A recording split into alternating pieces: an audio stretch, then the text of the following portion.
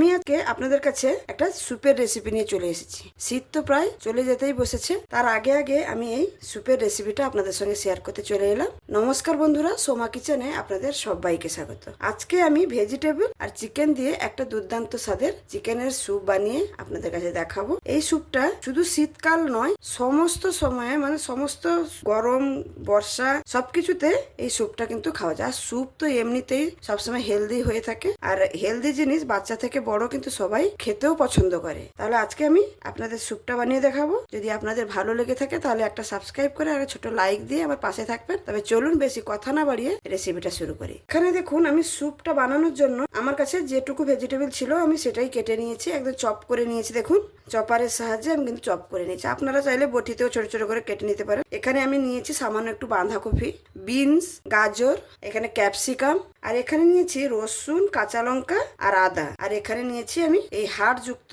Chicken. এটা দিয়েই কিন্তু আজকে আমি চিকেন স্যুপটা আপনাদের বানিয়ে দেখাবো। এখানে আমি কড়াই বসিয়ে নিয়েছি, আর প্রথমে আমি চিকেনটাকে সেদ্ধ করে নেব। তার জন্য কি করব, কড়াইতে সামান্য পরিমাণ একটু সাদা তেল দিয়ে দেব। এবার তেলের মধ্যে দিয়ে দেব, দেখুন 4টা লবঙ্গ নিয়েছি আর 8-10টার মতন গোলমরিচ নিয়েছি, এইগুলো দিয়ে দেব। এবার আমি চিকেনটাও দিয়ে দেব।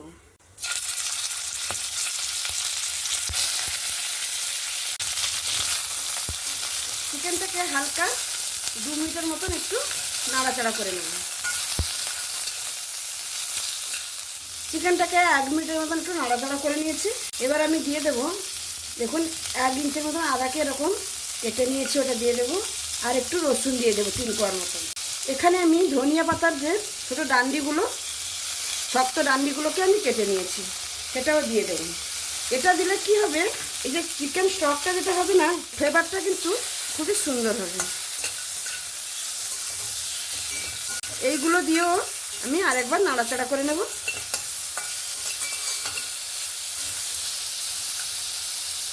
ভালো করে একবার নাড়াচাড়া করে নিলাম। এবার আমি এখানে জল দিয়ে দেব। এখানে আমি জলের পরিমাণটা একটু বেশি দিলাম, চিকেনটা সেদ্ধও হবে, আর বাদ বাকি যে চিকেনের স্টকটা থাকবে সেটা দিয়েই কিন্তু আমি স্যুপটা বানাবো। সেই বুঝে আপনারাও একটু জল দিয়ে দেবেন। জল দেওয়ার পরে আমি একটু লবণ দিয়ে দেব, দিয়ে এটাকে সুন্দরভাবে ফুটতে দেব যতক্ষণ না চিকেনটা সুন্দরভাবে সেদ্ধ হয়ে যাচ্ছে। লবণটা দেওয়ার পরে আরেকবার নাড়াচাড়া করে দিচ্ছি। এই চিকেন স্যুপ বানানো এত সোজা, খুবই ইজি একটা জিনিস, কিন্তু এই কাটাকুটি করতে যতটুকু সময় লাগে এই চিকেন স্যুপে, বানাতে কিন্তু একটুও সময় লাগে না। আমি এখানে একটা ঢাকনা দিয়ে দিয়েছিলাম, ঢাকনাটা এবার খুলে নিচ্ছি। দেখুন, চিকেনটাও সুন্দরভাবে সেদ্ধ হয়ে গেছে। এই প্রায় 5 মিনিটের মতন আমি চিকেনটাকে ঢাকা দিয়ে একটু সেদ্ধ করে নিয়েছি। এবার কি করব, এই চিকেন আর জলটাকে ভালো করে ছেঁকে নেব। এখানে একটা বাটি নিয়েছি আর একটা ছাঁকনি নিয়েছি, এর মধ্যেই আমি চিকেনটাকে ছেঁকে নেব।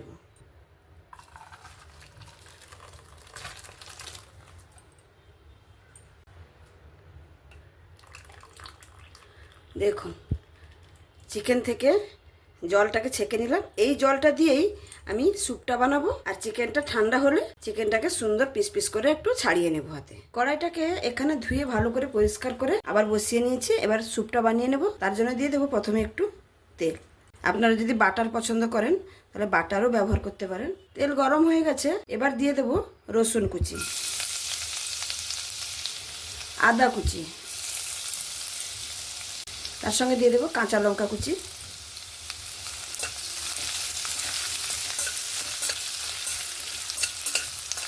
প্রথমে আমি আদা, রসুন আর কাঁচা লঙ্কাটাকে হালকা একটু পরিমাণ একটু ভেজে নেব। একদম হালকাভাবে ভেজে নিয়েছি।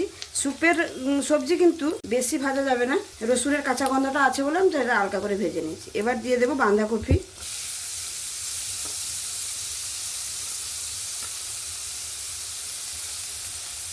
বিনস,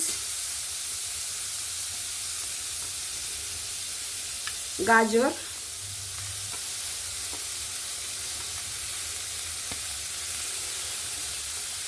আর ক্যাপসিকাম।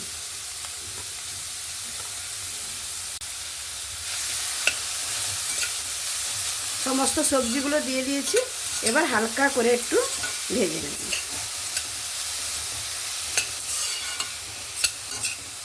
এবার সবজির মধ্যে সামান্য একটু লবণ দিয়ে দেব। লবণ আমি যে চিকেনের স্টকটা বানিয়েছি তাতেও কিন্তু লবণটা আছে, সেজন্য লবণের পরিমাণটা একটু বুঝে দিতে হবে। একদম কিন্তু সামান্য পরিমাণ দিয়েছি। সবজিটা এখানে একটু নরম হতে থাক, আমি ততক্ষণে চিকেনটা যে সেদ্ধ করে রেখেছি চিকেনটাকে সুন্দরভাবে ছাড়িয়ে নেব। চিকেনটা এখানে অনেকটাই ঠান্ডা হয়ে গেছে। এবার চিকেনটাকে একটু এরকম লম্বা লম্বা করে একটু ছাড়িয়ে নেব। এরকমভাবে চিকেনটাকে ছাড়িয়ে নেব,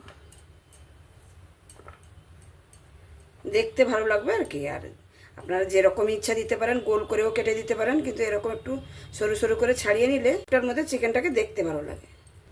আমি প্রায়ই বানিয়ে থাকি, আমার ছেলে খুবই পছন্দ করে এইসব জিনিস খেতে। বাইরে না খেয়ে এরকম যদি বাড়িতে বানিয়ে দেওয়া যায় সব থেকে ভালো। আর অনেক সবাই বলে যে শীতের সময় স্যুপ খেতে, কিন্তু আমার মনে হয় শীতের থেকেও বর্ষার সময় স্যুপটা খেতে কিন্তু অসাধারণ স্বাদের লাগে। বর্ষা পড়বে আর এক বাটি করে স্যুপ নিয়ে বসে খেতে হবে। সমস্ত চিকেনগুলো আমি ছাড়িয়ে নিয়েছি আর হাড্ডিগুলো আমি ফেলে দেবো। আমি এখানে একটা ডিমও নিয়েছি, এই স্যুপের মধ্যে ডিমটা দিলেও খেতে খুব ভালো লাগে। আমি একটা ডিমকে সুন্দরভাবে ফেটিয়ে নেব। কি বলুন তো, স্যুপ বানাতে যান বা রান্না করতে যান, সমস্ত কিছু যদি হাতের কাছে গুছিয়ে নিয়ে যায় প্রথম থেকে, তাহলে রান্নাটা করতে কিন্তু খুবই ইজি হয়। এই ডিমটাকে একদম সুন্দরভাবে ফেটিয়ে নিতে হবে। দেখুন ডিমটাকেও আমি ফাটিয়ে নিলাম সুন্দরভাবে। এবার আমার রান্নার কাছে আবার চলে যাব। এখানে সবজিটা দেখুন ততক্ষণে সুন্দর একটা ট্রান্সপারেন্ট মতন হয়ে গেছে, দেখে নিশ্চয়ই বুঝতে পারছেন। আর সবজিটা তো একদম ছোট করে কাটা, সেই জন্য খুবই কম সময়ের মধ্যে দেখুন কত সুন্দর একটা কালারও নষ্ট হয়নি, দেখতে কিন্তু খুব ভালো লাগছে। এবার আমি একটু গোলমরিচের গুঁড়ো ব্যবহার করছি। এই স্যুপে কিন্তু একটু গোলমরিচের গুঁড়ো দিলে খেতে আর একটু ভালো লাগে। আপনাদের যদি না ভালো লাগে নাও দিতে পারেন, কোনো অসুবিধা নেই। এই গোলমরিচটা দিয়েও আর একবার একটু নাড়াচাড়া করে নেব। এই স্যুপের সবজি কোনো মতেই কিন্তু বেশি ভেজে নেওয়া যাবে না বা বেশি সেদ্ধ করে নেওয়া যাবে না। এই ক্রাঞ্চি ভাবটা থাকলেই খেতে ভালো লাগবে। গোলমরিচ দিয়ে সুন্দরভাবে একবার নাড়াচাড়া করে নিলাম। এবার যে আমি চিকেনের স্টকটা যে বানিয়ে রেখেছিলাম এই জলটাই দিয়ে দেব।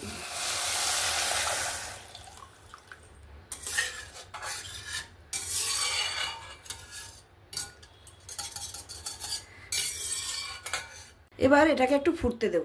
দেখুন স্যুপটার মধ্যে সুন্দর একটা ফুট চলে এসছে। এবার আমি এখানে একটু সামান্য ভিনিগার ব্যবহার করব, এই এক চামচের মতন। আমি ভিনিগারটা এই কারণে ব্যবহার করছি, আমি যেহেতু একদম হোটেল বা রেস্টুরেন্ট স্টাইলে বানাচ্ছি সেই জন্য ভিনিগারটা ব্যবহার করছি। আর আপনারা যদি একদম হেলদিভাবে বানাতে চান তাহলে ভিনিগার আর সয়া সসটা স্কিপ করে দেবেন, হয়ে গেল। আর এখানে দেখুন 1 টেবিল চামচের মতন আমি একটু সয়া সস নিয়েছি। এতে করে কি হবে, একদম হোটেল বা রেস্টুরেন্টের মতো স্যুপটা কিন্তু দেখাবে। ভিনিগার আর সয়া সসটা দিয়ে 1 মিনিটের মতো ফুটিয়ে নিয়েছি। এবার সেদ্ধ করে রাখা চিকেনগুলো দিয়ে দেব।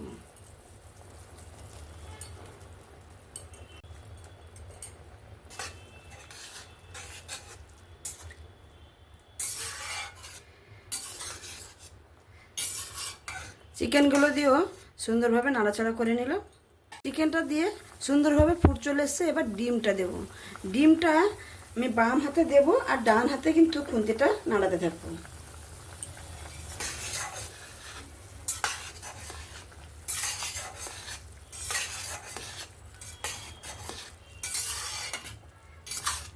না নাড়ালে কিন্তু এক জায়গায় ডালা পাকিয়ে যাবে ডিম। এরা সুন্দরভাবে বাম হাতে ডিমটাকে দিতে হবে আর ডান হাতে নাড়াতে হবে। আর গ্যাসের ফ্লেমটাকে একদম হাইতে রাখতে হবে। ডিমটা দিয়েও 2 মিনিটের মতন ফুটে গেছে। আমার স্যুপটা কিন্তু একদম রেডি হয়ে গেছে। এবার দেখুন আমি এখানে 1 চামচের মতন কর্নফ্লাওয়ার নিয়েছি। এই কর্নফ্লাওয়ারের জলটা এখানে দিয়ে দেব।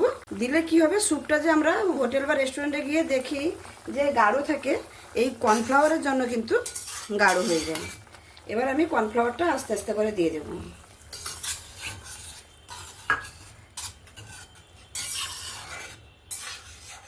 কর্নফ্লাওয়ারটা দিয়ে সঙ্গে সঙ্গে কিন্তু নাড়াতে থাকবো।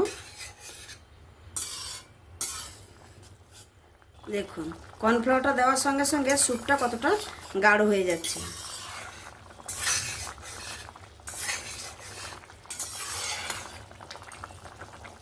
কর্নফ্লাওয়ারটা দেওয়ার পরে দেখুন স্যুপটা কত সুন্দর গাঢ় হয়ে গেছে, আর কালারটা কত সুন্দর এসছে দেখুন। দেখতে কিন্তু অপূর্ব সুন্দর হয়েছে। স্যুপটা এখানে আমার একদমই রেডি। আমি নামানোর আগে সামান্য একটু ধনেপাতা দিয়ে দেবো, আর আপনাদের কাছে যদি স্প্রিং অনিয়ন থাকে তাহলে স্প্রিং অনিয়নটাও দিয়ে দেবেন, ভালো লাগবে খেতে। আমার কাছে স্প্রিং অনিয়ন নেই, ধনেপাতাটা আছে বলে আমি ধনেপাতাটা ব্যবহার করলাম। স্যুপ একদম রেডি। এবার আমি পরিবেশন করে আপনাদের দেখাচ্ছি।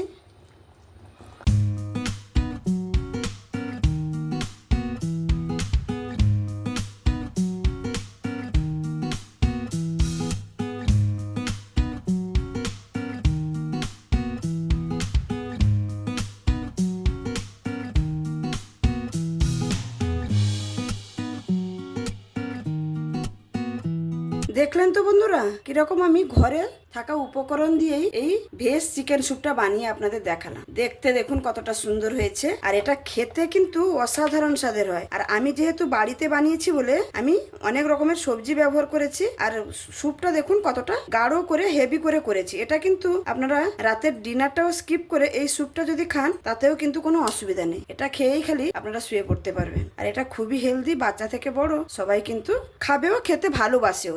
ছেলেমেয়েরা তো বিশেষ করে খুবই ভালোবাসে। আমার এই রেসিপিটা যদি আপনাদের ভালো লেগে থাকে তাহলে অবশ্যই লাইক, শেয়ার, কমেন্ট এবং সাবস্ক্রাইব করে আমার পাশে থাকবেন। প্লিজ বন্ধুরা পাশে থাকবেন। আমি যখনও কোনো নতুন রেসিপি আপলোড করব আপনাদের কাছে কিন্তু সঙ্গে সঙ্গে পৌঁছে যাবে। আর যে সকল বন্ধুরা অলরেডি সাবস্ক্রাইব করে আমার পাশে আছেন তাদেরকে অসংখ্য অসংখ্য ধন্যবাদ। আর যারা এখনো নতুন বন্ধু সাবস্ক্রাইব করেননি, প্লিজ বন্ধুরা একবার সাবস্ক্রাইব করে দেখুন। আমি কিন্তু সুন্দর সুন্দর ভিডিও এখানে আপলোড করে থাকি, আর আপনাদের শিখতেও সুবিধা হবে, আপনারা আনন্দের সঙ্গে দেখতেও পারবেন। তাহলে আজকে এখানেই শেষ করছি, আবার দেখা হবে অন্য কোনো দিন অন্য কোনো রেসিপির সঙ্গে। ততক্ষণে সবাই ভালো থাকবেন, সুস্থ থাকবেন, সাবধানে থাকবেন। ধন্যবাদ।